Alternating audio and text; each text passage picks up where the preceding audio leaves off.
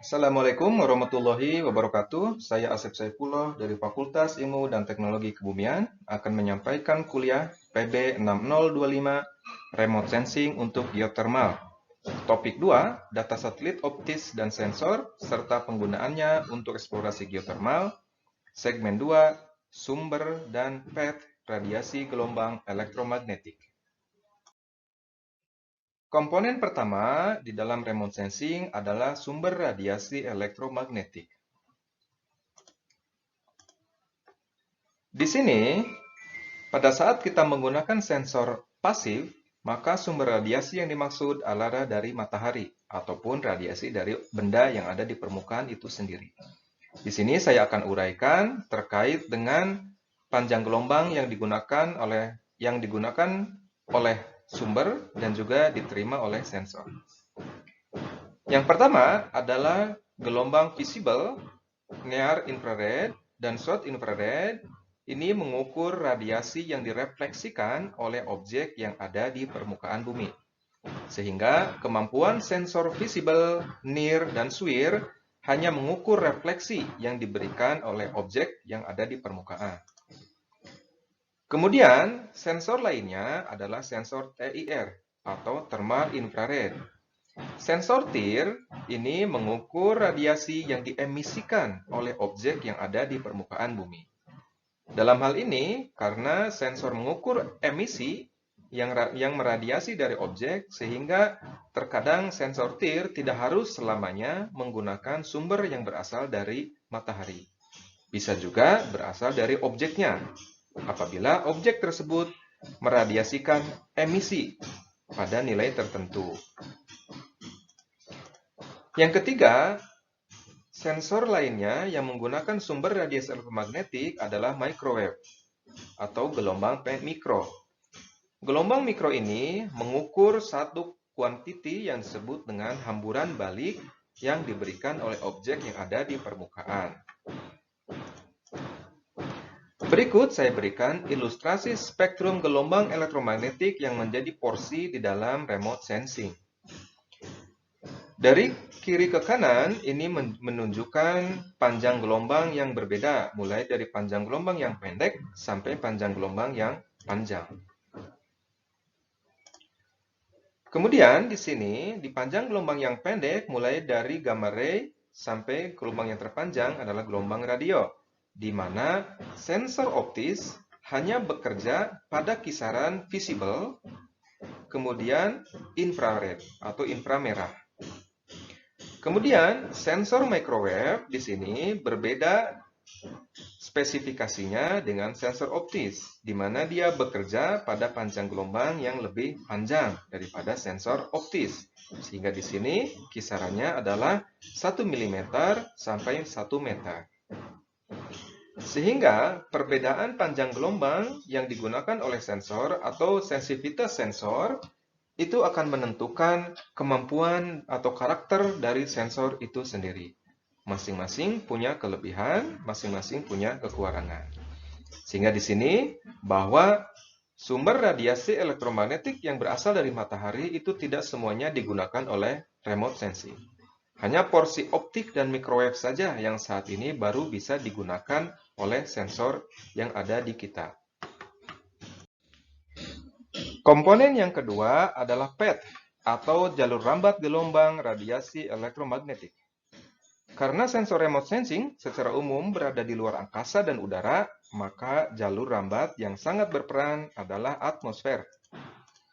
Atmosfer mempengaruhi pantulan radiasi matahari atau radiasi yang dipancarkan oleh suatu benda di permukaan bumi sebelum sensor mendeteksinya. Pengaruh atmosfer ini terjadi karena atmosfer tersusun atas molekul nitrogen, oksigen, uap air, dan partikel atau aerosol seperti debu, jelaga, tetesan air, dan juga kristal es. Hamburan dan penyerapan di atmosfer ini menyebabkan pelemahan radiasi matahari sebelum mencapai ke permukaan bumi. Dan juga sebaliknya, akan menjadi pelemahan dari objek di permukaan bumi sebelum sampai ke sensor. Berikut saya berikan ilustrasi sederhana terkait dengan adanya gangguan yang ada di atmosfer atau gangguan dari proses perambatan gelombang dari sumber maupun dari objek. Matahari sebagai sumber energi utama memberikan gelombangnya, memberikan sinyal elektromagnetik, kemudian objek-objek di permukaan bumi berinteraksi dengan gelombang tersebut atau dengan elektromagnetik tersebut. Objek-objek tersebut kemudian meresponnya, misalnya dengan refleksi, merefleksikannya kisaran porsi energi yang diberikan dari sumber radiasi tersebut. Kemudian sensor mendeteksinya. Ini dalam kondisi normal, di mana tidak ada gangguan yang terjadi selama gelombang tersebut merambat.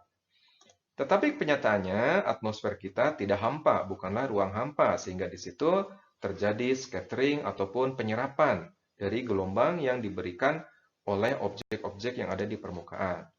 Akibatnya, sensor akan merekam dengan kisaran nilai yang berbeda dengan nilai sebenarnya yang berasal dari objek di permukaan. Inilah merupakan bentuk dari gangguan atau influence dari atmosfer terhadap signal yang diterima oleh sensor. Kemudian, berikut saya berikan kurva transmisi dari atmosfer. Ini terkait dengan sensor yang memanfaatkan gelombang radiasi dari objek ataupun dari sumber. Ini merupakan transmisi dari visible sampai microwave atau gelombang pendek, di mana di bagian X ini adalah panjang gelombang dan di bagian Y adalah atmospheric transmittance atau maksudnya adalah radiasi elektromagnetik dari sumber matahari ketersampaiannya ke permukaan bumi. Apabila nilainya 1, artinya signal tersebut bisa sampai ke permukaan bumi. Apabila nilainya 0, maka signal tersebut tidak sampai ke permukaan bumi akibat adanya material yang ada di atmosfer. Di sini kita bisa melihat dari kisaran ultraviolet, visible ke near infrared, kisaran atmosferik transmittannya cukup tinggi meskipun di situ tidak 100% atau nilainya tidak 1. Artinya ada nilai yang terserap oleh atmosfer. Demikian juga pada near infrared. Dan di sini di mid infrared atau MIR ini tidak semuanya sampai ke permukaan bumi.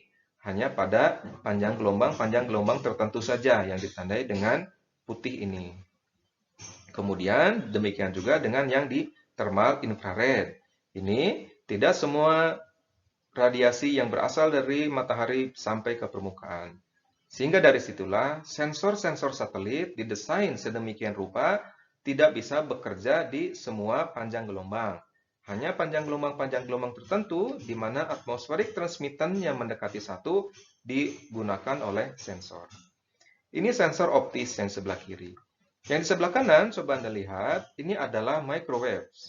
Ini adalah sensor yang memanfaatkan radiasi yang berasal dari gelombang mikro.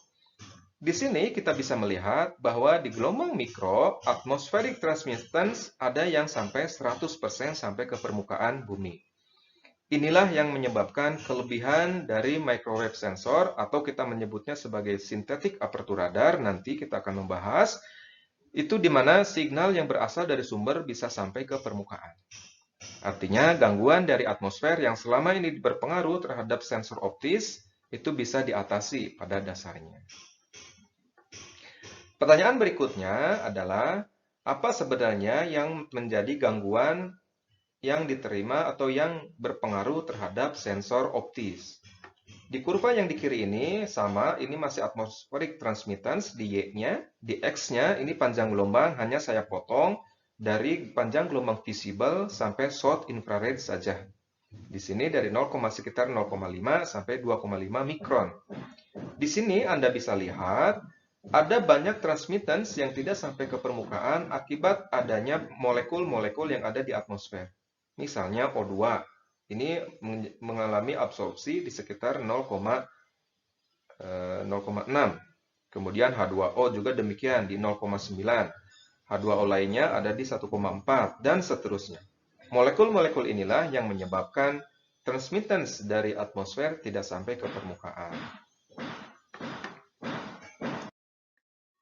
Demikian kuliah PB6025 Remote Sensing untuk geothermal. Kita akan bertemu lagi di segmen selanjutnya. Terima kasih.